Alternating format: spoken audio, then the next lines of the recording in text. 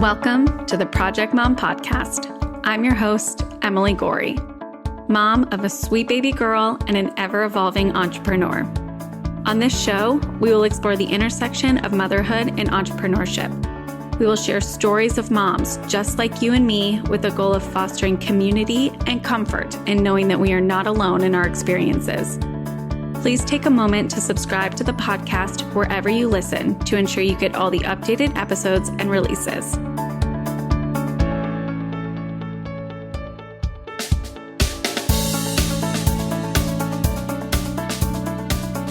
Welcome to today's episode of the Project Mom Podcast. Today I'm talking with Cristin Wondergem. She has found a passion in helping women grow on Instagram with organic social media strategies, build a business online, and show up as the expert. She's a mom of one and is truly embodying what it means to navigate motherhood and entrepreneurship.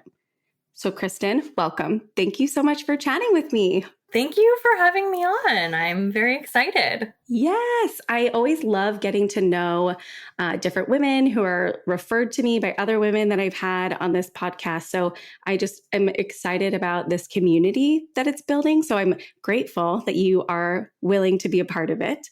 And I want to start with this kind of just an understanding of your journey, of kind of where you started, what you're doing now, where motherhood fit into all of that, from an entrepreneurship journey, a career journey. What does this look like for you? Okay, well, where to start? Yeah, I'm like, where to start exactly? Yeah, okay, so let's see. I got my start in digital marketing. Gosh, I feel like it's close to almost 15 years ago now. And I've just always, like, even just from a really young age, taking it all the way back to childhood and selling Girl Scout cookies, I've always had this entrepreneurial spirit inside of me. So kind of fast forward to my teen years, always kind of doing two things at once or three things at once, whether it's my after school job, and then during the summer I have that job, but I'm also babysitting on the side. And that really hasn't changed at all, even into my, post-college life and into my career of digital marketing. So, I've been in the digital marketing space for, like I said, probably about 15 years. And so, that's all taken all different types of, twists and turns, agency life and then working in-house and all of that. But all along the way, still having that like entrepreneurial sort of just like spirit, nudging and pulling at me of like, okay, well, what else are you going to do? Like, there's just always been that desire within me to kind of have something else that's just mine. To work on and have that sort of that outlet. And so that's kind of taken it's gone the route, I guess, of social media. So that has always been a big part sort of in my digital career, of course. And I kind of started playing around with taking clients on part-time, definitely kind of like freelance, like just here and there as they came up. And I mean, it's just fun. I think that I am a worker bee, like through and through. I think you have to be to like, constantly juggling all of those different sorts of things. So fast forward, definitely like, I would say mid-career, like, definitely start playing around with the idea of like, do I want to do this like as my actual like career? Do I want this like kind of freelance like side gigs? Do I want this to be my full blown, career path and be an entrepreneur and go the agency route and build up my own agency? And so I definitely started thinking that was probably my path. And as that's kind of happening, there's some big life changes. My husband and I actually moved out of state. And he is an entrepreneur. We own a flooring business. And so that was, that was kind of a lot to like move out of state and start over. So he had to start his business over from scratch completely.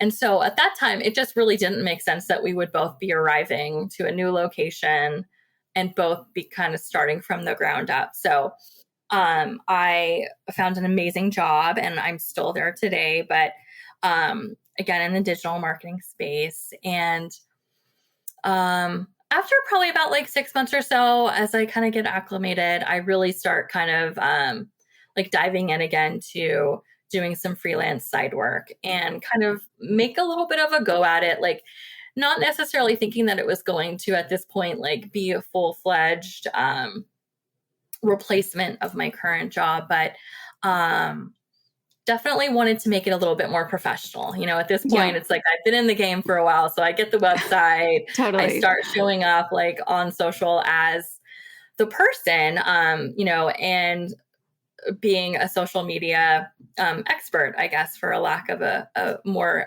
creative term. But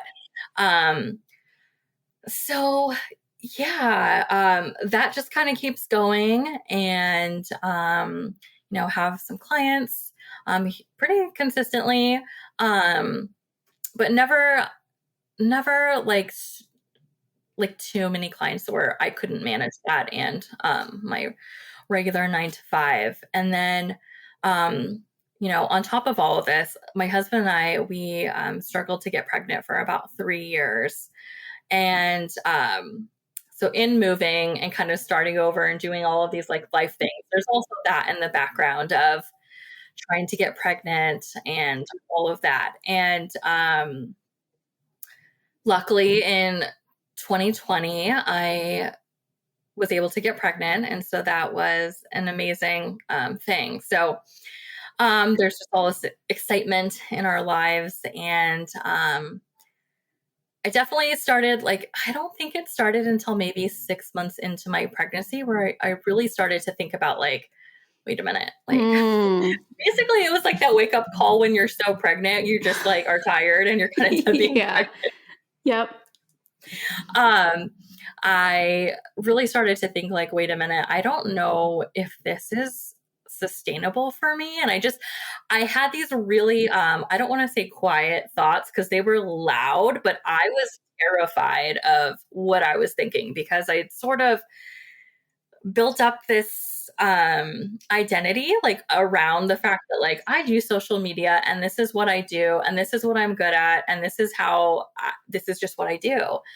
And I could not allow myself to even think of what would I be if I don't have this side business of doing social media for people. It was, obviously I can look back on it now with, a little bit of that hindsight, vision, but it was really hard for me to even say out loud. I had some friends at the time in this kind of mentoring program. And it was, it seems so silly now, but it was hard for me to even say those words out loud. I don't know if I want to do this anymore. I'm tired and I don't want to show up to motherhood feeling like I have to juggle all of this extra stuff and be stressed all the time. And so that was really definitely a tipping point of how kind of where things have led today. And so it's been a journey, but I am definitely I'm still on this entrepreneurial journey, but I decided after, really getting comfortable with the idea that maybe it was okay that I didn't have this additional thing from, an additional job to my 9 to 5 job, which is a whole other thing I'm sure we can get into a little bit later. But maybe that's okay if I don't have that, because I wasn't naive by any means. I knew being a mom was going to be a lot, and just being a mom in general, you're juggling just a lot of things. And so I got comfortable with the fact that maybe I just wasn't going to have a side gig anymore. I wasn't going to have a side business, and that was okay. And I kind of grieved that for a while. And it was such an eye-opening experience that I even felt that I had to grieve something, to let go of this side business. And, I don't know, just blaming it on becoming a mom and like kind of having this, like, I think it's like such a spiritual journey of being pregnant and bringing life into the world that it was just kind of like, I don't know if awakening is like the right word for it, but it was almost as like I was returning to myself in a way where it was like the experience of motherhood and being pregnant and knowing that I struggled to conceive and that this was now like this beautiful time that I'd really hoped for and prayed for and like wasn't quite sure if I ever was going to get this experience. I was very cognizant of like what I wanted and intentional about like what I wanted my life to look like when I had my my baby boy eventually. So with that, I let the business just sort of dissolve. I finished up like with my 2 clients. And I said, you know what, I'm just going to give myself time to rest and think about what it is that I want because I don't know if it's this anymore. So I'm still kind of on that journey. I have some things, some things figured out about how I want to show up for myself because that's still, that voice there is still kind of nagging, but I wanted it to be something that's like really aligned. And yeah, so that's kind of where we're at now. I really appreciate you sharing all of that because there's a lot of different ways that like motherhood can rear its head right in our lives. And I think there's something to be said for slowing it down and taking a step back and recognizing that this hustle, for lack of a more creative word, right, just wasn't working for you anymore. And there's this need to just ground a little bit more so you can intentionally show up for something that was just so important to you. And I love your like thought of grief, right? You sharing with us this grief that you had of this changing of an identity. And a lot of conversations that I have with other women through this podcast and just, in and out in daily life. And I think for myself too, it actually felt I was grieving the other way of this like loss of time for myself. So I really appreciate you sharing this grief of just letting that go because and choosing to slow down and taking the step back and have the intention to be present in your pregnancy and enjoy these moments that you had like really desired for so long. So I appreciate you sharing that. And maybe we can touch on that just a little bit in terms of this, period of transition, right? You're pregnant, you're making these decisions to slow down. And I do appreciate you also saying there's the spirit's still there, right? The tug is still there to do more.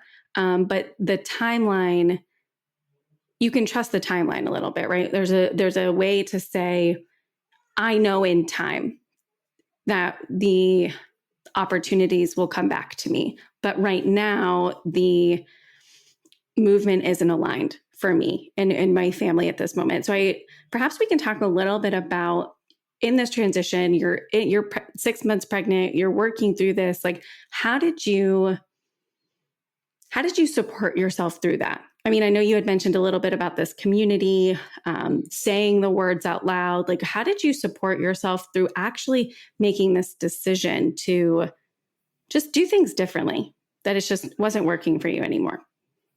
Yeah. It was hard. It was just a lot of thinking and allowing myself to listen to my own thoughts. Because I'm sure I'm not alone in the fact that, like, you know, it's very easy to kind of turn off like those internal thoughts and feelings, but really just allowing myself to hear my thoughts and sort of feel and try to get to the root of like why I was feeling the way that I was feeling, to kind of like lean into, I guess, the anxiety of what it would mean to kind of let this go, and what it would mean to kind of have like a shift in my identity a little bit with that. So really just kind of spending like quiet time. Like I would say, like, I feel like I did a lot of just like solo walks and slowing down in order to kind of process through everything. And that was definitely, that was hard for me. Like, that is not something that I usually do. I'm kind of just like full speed ahead. Like, I'll think about it on the way to do X, Y, and Z, and I'll figure out a solution then or something. You know, that's kind of typically how I handle things. So I really had to slow down.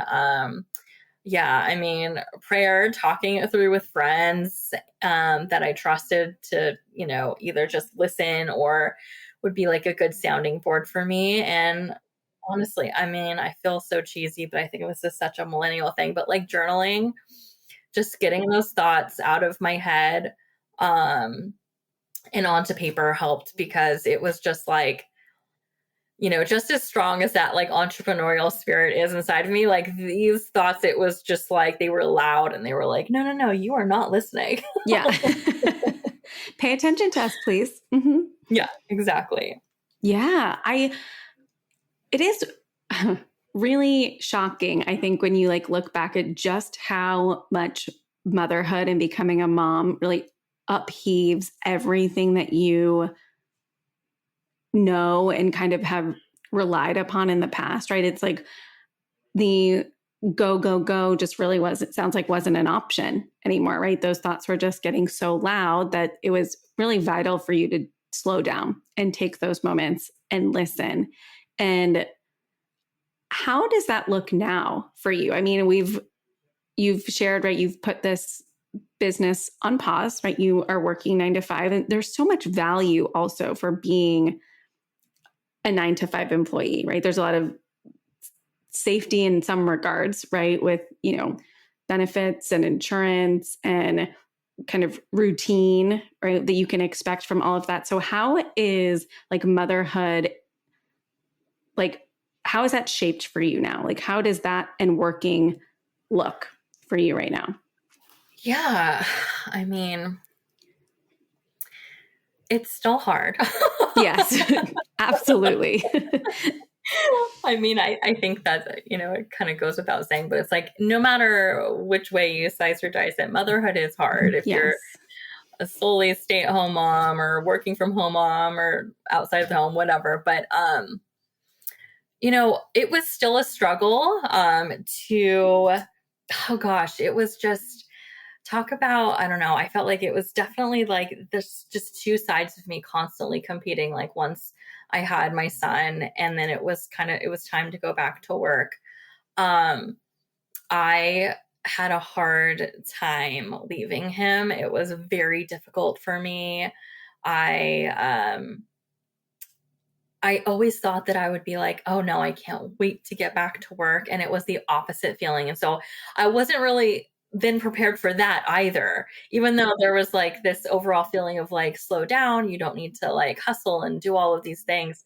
It was an unexpected feeling that I didn't anticipate. And it was very hard for me to leave my son and go back to work. And it just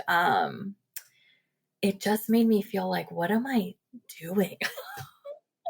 I'm leaving my son and I'm going to work, and I'm sitting in like a cubicle and answering emails and looking at spreadsheets and doing these, you know, seemingly mundane things. And of course, compared to raising a child, like from my perspective, like there's nothing that like compares. Clearly, raising a child is so much more profound and important.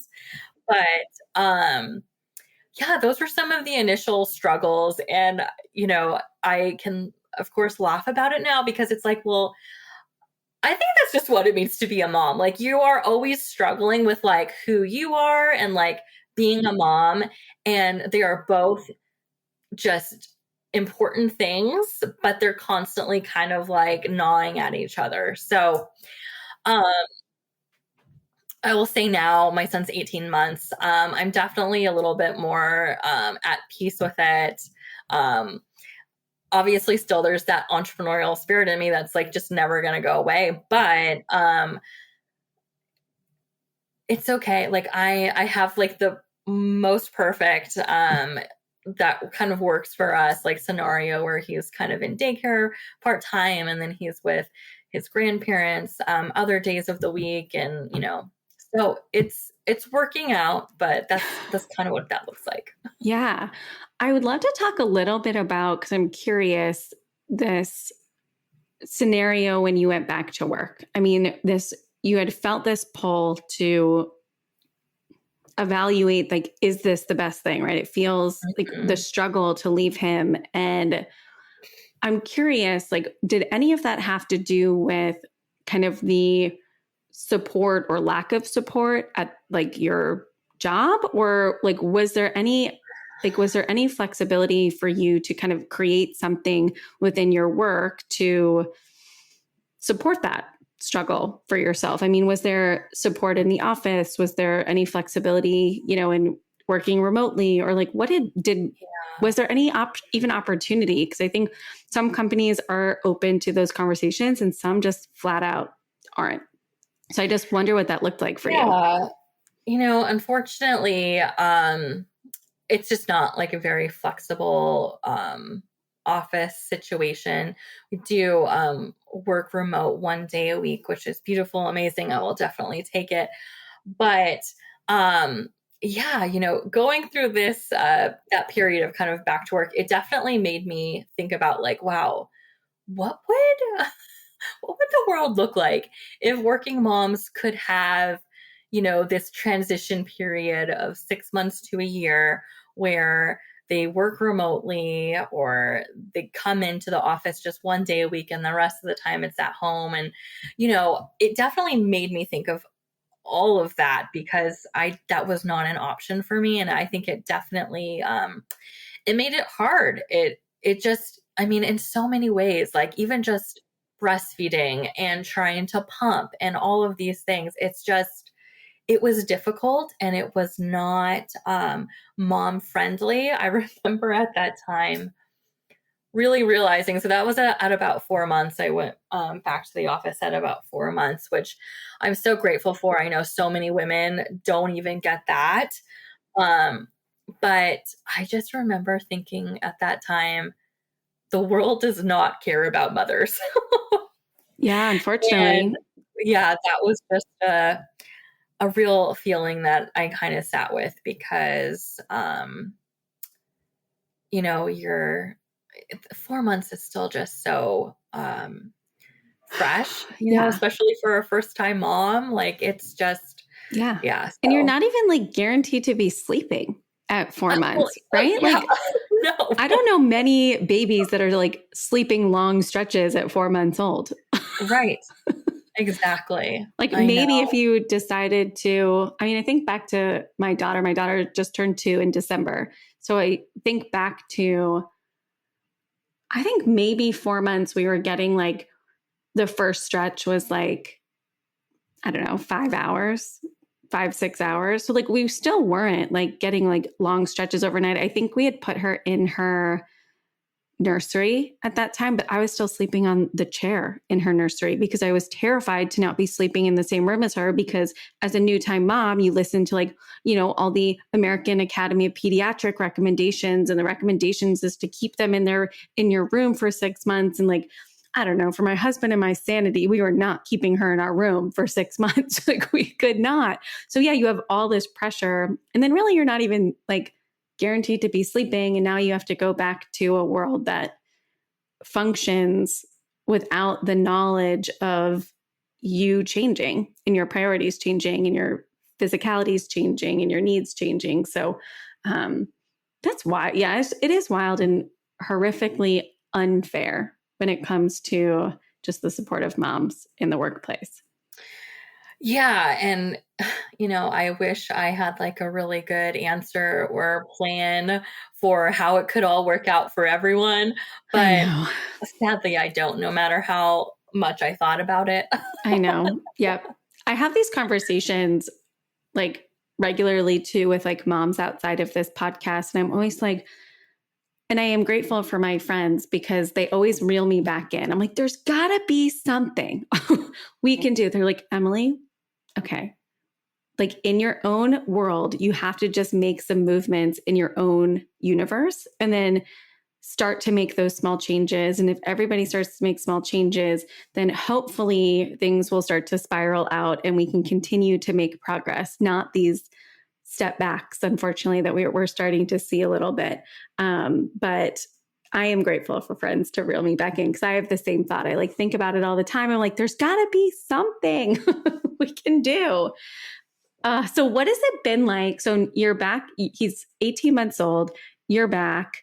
You've kind of worked through some of those maybe logistical challenges, right, of leaving him. You've got sounds like a really great support system that you've created, family, some daycare systems. Like, what does it look like now for you at work? Like, are there like challenges that you have in terms of, expectations of you maybe outside of the workplace? Like, I know I worked in sales prior to becoming a mom. And I think about, I'm grateful I didn't go back, but I think about I worked crazy hours. I was always out entertaining people or, going to different events and trying to meet people. And it's not family friendly.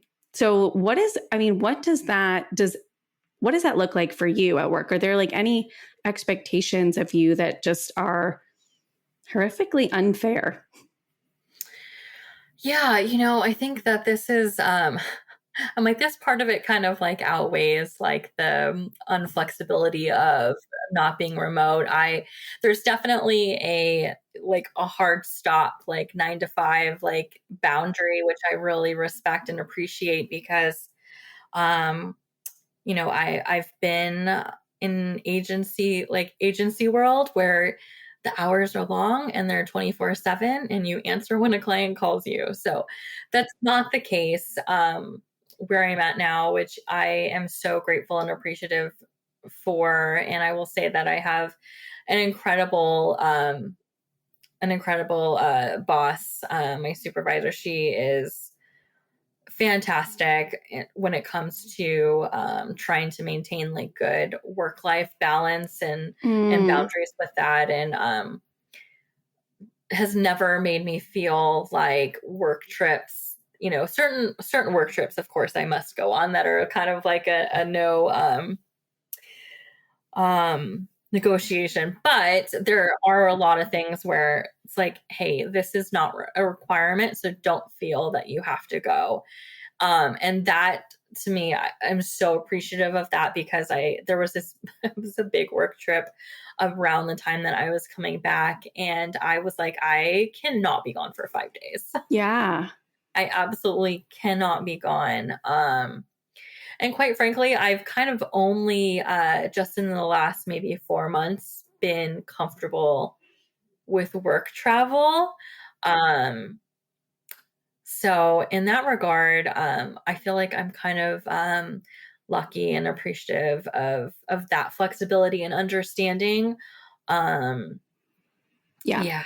So Would you say that being upfront about that too has also been like super important, like being vocal about the kind of boundaries that you have for being able to be home with your son? yeah, I mean, I think it's incredibly important. And I don't know if you're wanting me to answer, like, it was helpful for me that my boss said to me first before I had to ask her, like, hey, if you don't like, this isn't a requirement. If you don't feel comfortable going, like, you don't have to go. To me, that was huge because again, being like this very like work focused person. I don't want to let anyone down. And or just kind of like that feeling of like, oh, this expectation, is it going to look bad if I ask to not go? So from that perspective, I think it's like incredibly important that that's kind of like upfront and very transparent about that. But for myself, I will say within the last 6 months, I've definitely been working more on boundaries of like saying no. Even in my personal life, like it's okay for me to say no, to not go to this like play date or this like brunch thing or like dinner with girlfriends, or like those are all like, it's okay. I have my notifications turned off at a certain time on my phone. So. Yeah. Yeah. Well, I really love what you said too about how your boss was the kind of the start of that, right? She approached you and kind of gave you that permission to say, hey, actually, this doesn't work for me. And I think it just really highlights the value and the importance of lifting one another up. Like your boss is that support for you, like that. She opened that door for you. And I think it's just so important for us to find, as women in workplaces, think about who's on our team, right? Are we a boss of women who are experiencing new motherhood, and can we, show up for them a little bit differently within the corporate space and give them permission to support themselves? It's just so important. And I think that's also missed sometimes in the workplace, of even in entrepreneurship too, like just a lot of it is perhaps not talked about, or it's just like, not vocalized outwardly. And we like deal with a lot of it, the shame, the guilt, the what ifs, the how is this going to look? What are other people going to think internally? And in a community, it takes a lot of that away. So I just love that you have that person, and just makes me think, like, if we can all just reflect on our own lives, can we be that person to somebody else and support somebody else through that experience just by saying something? So I love that you shared that. And I think that's just so powerful. And I feel like the boundary thing is something we're always working on. Oh, yeah. It's an ongoing thing. It's an ongoing thing. And we should celebrate it when we get it right, when we do something and say no to something that makes us feel good.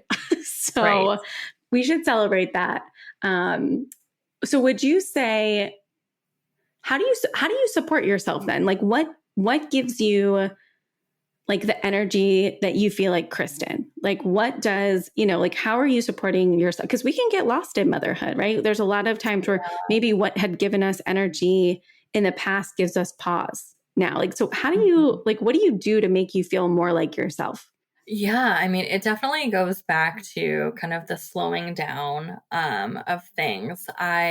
Before I had my son, what would make me feel like just completely like, oh, this is so fun or recharged, was definitely being like with a group of friends and kind of, that extrovert sort of energy of getting like recharged by being with others. But now it's really just like, I want to have some alone time. And if that means like I'm watching Bravo and, having my favorite like seltzer water and, taking some time to do like all of my skincare routine and just doing self-care and like journaling like that, definitely it makes me, I guess, like feel like Cristin, just kind of being able to like have space for my thoughts and feelings and just kind of just some quiet time. I love that. And how do you balance that like with your partner? So your husband, is he similar, or does he like still get recharged by being out with people?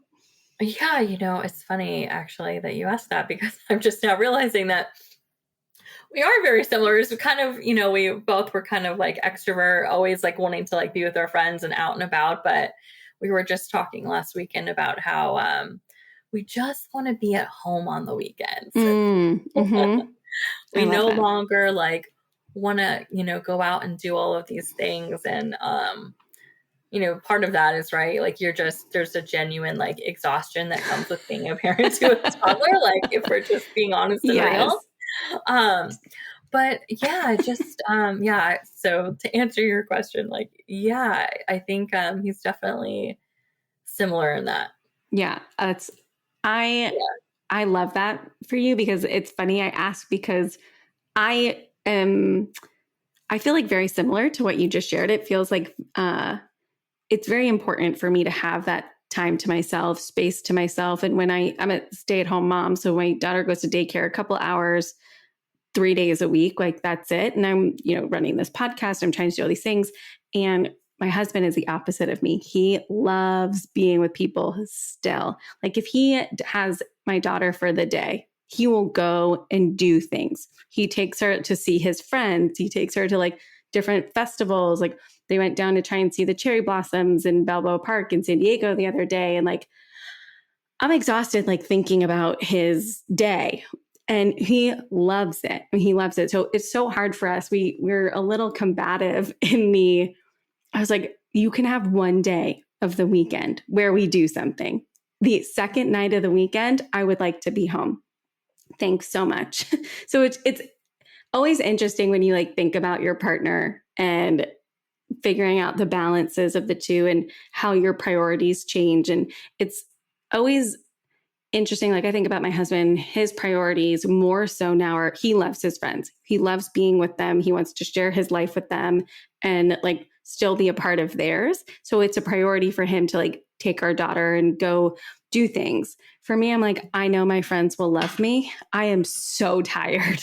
Like physically, I don't want to get off this couch right now. Thank you. It's so hard. It's so hard to balance. Yes. Yes. So like I'll see you every 6 months and we'll talk on the phone and we'll send like fun little memes on Instagram to each other and it'll be fine. It'll totally be fine. It's so hard.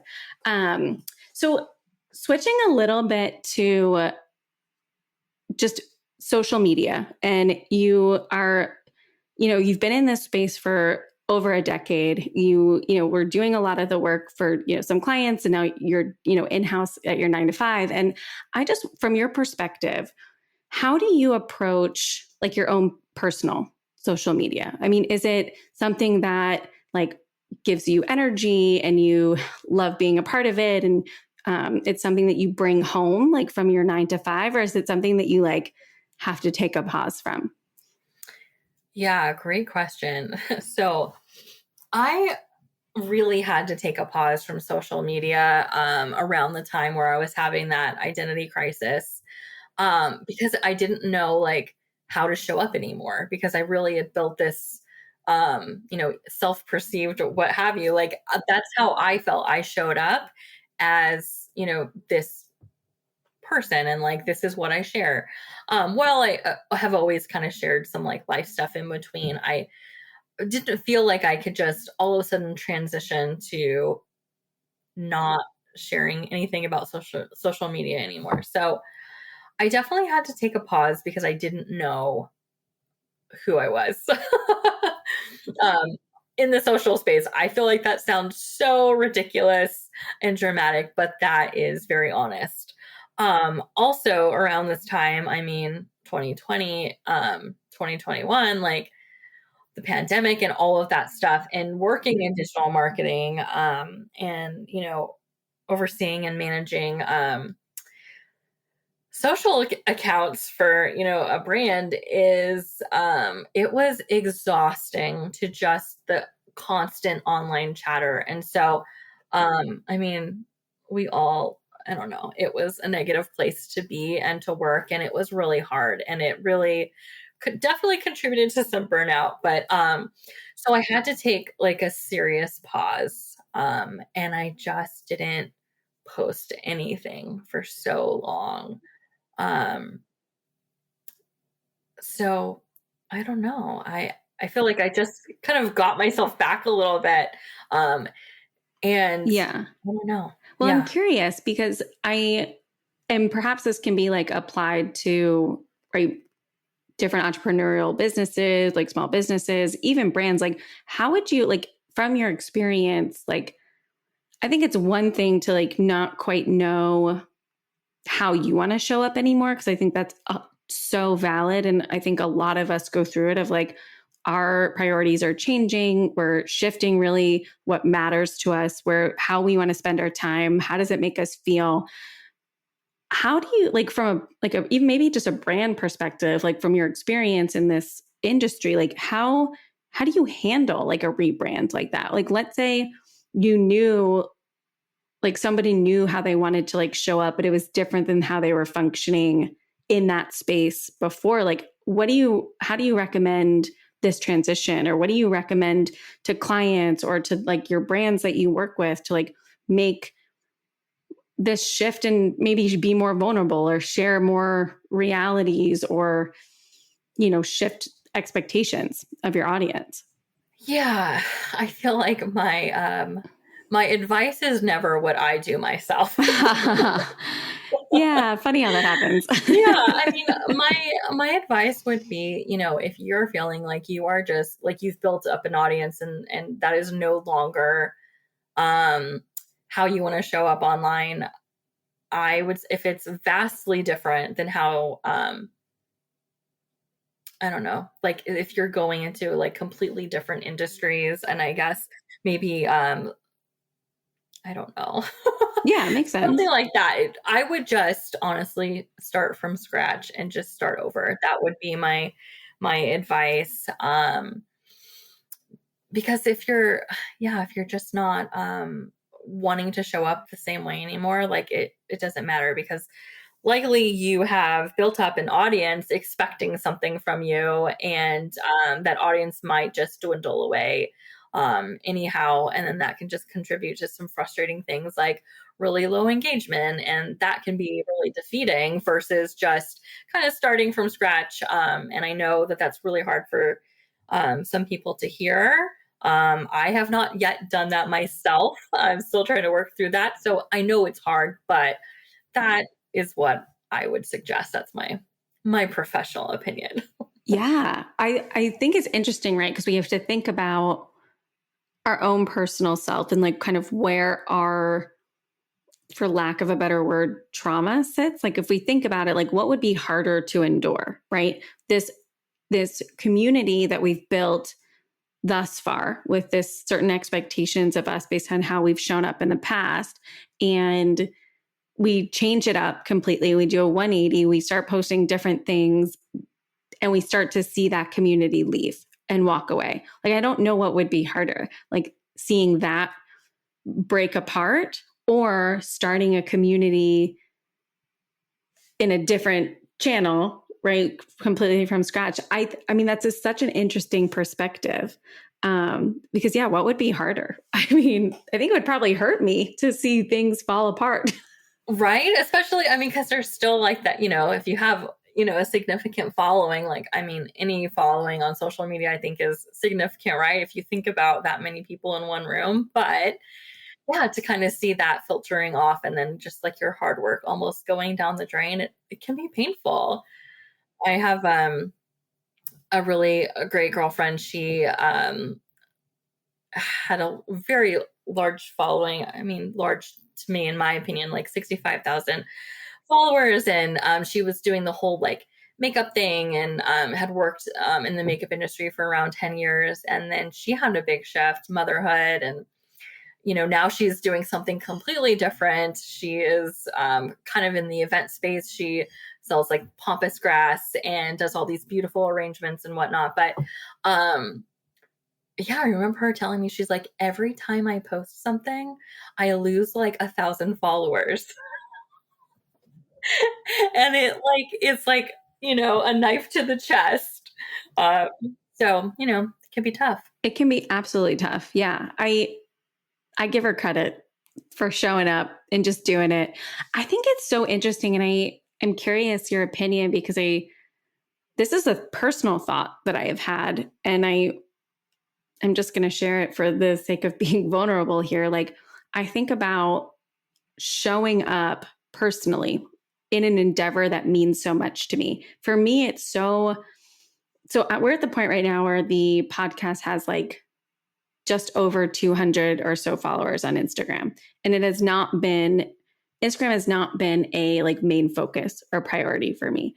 But I think about the majority of those people who, okay, I shouldn't say majority. I don't have that many like close personal friends, but I feel like a lot of those people are people that have known me through different endeavors, family, childhood friends, high school friends, college friends, friends from when I, was working, when I was doing some consulting. Like these are people that I've met through all different phases of Emily. It feels almost shameful to me sometimes to do something different and just try something else and like make another pivot to what feels aligned for myself in these moments. And showing up on social media is so much harder for me than I expected because it's people I know on the other end. Gosh, yeah. I mean, you're not alone in that. I mean, those are some of the thoughts that kind of like went through my head. Like, oh, what are they thinking? Like, oh, what is she doing now? Yeah. Yeah. She's doing what now? Okay. Yeah. Yeah. Yeah, I understand that. Yeah, it is hard, but I don't know. We got to just be true to ourselves and show up how, we feel. I think that it's just kind of like, it's a good lesson, right? That like life is really always evolving. You are always evolving and it's okay to change. I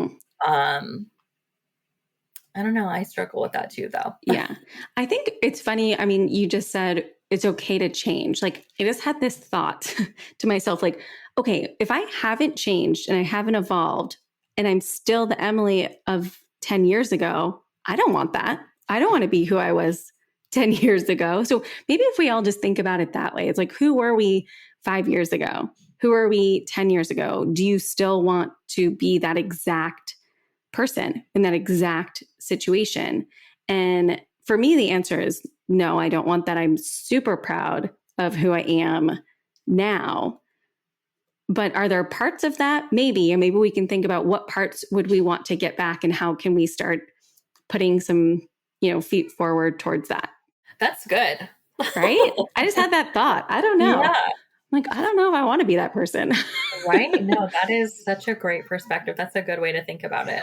Right? It just came to me. Thanks for letting me share it. Yeah. You can probably hear my daughter screaming in the background. So this is real life, folks. Real life. We are hitting it hard. It is almost bedtime here at this house. But I appreciate you like being so honest and vulnerable with me and kind of sharing this story and journey that you've been on, for so many years now. And congratulations on your son. So beautiful. It's just such a moving experience that I think if we can be honest about what we are going through and the choices we make based on what aligns for us right now, all we can do is bring support and comfort to a community of women like us. So thank you so much for sharing. I would love to give you just a quick 30 seconds. How can people listening engage with you right now? Are you on social media? I am on social media. I am making a resurgence. You could follow me at Cristin Wondergem on Instagram and TikTok. Been experimenting on TikTok, so don't judge if you show up there. I don't even have a TikTok account, so maybe I'll have to start. You'll have to give me some tips. I'm a little too scared. I feel like I'm too old for that. Oh goodness, I feel old. Too old every day I'm on that app.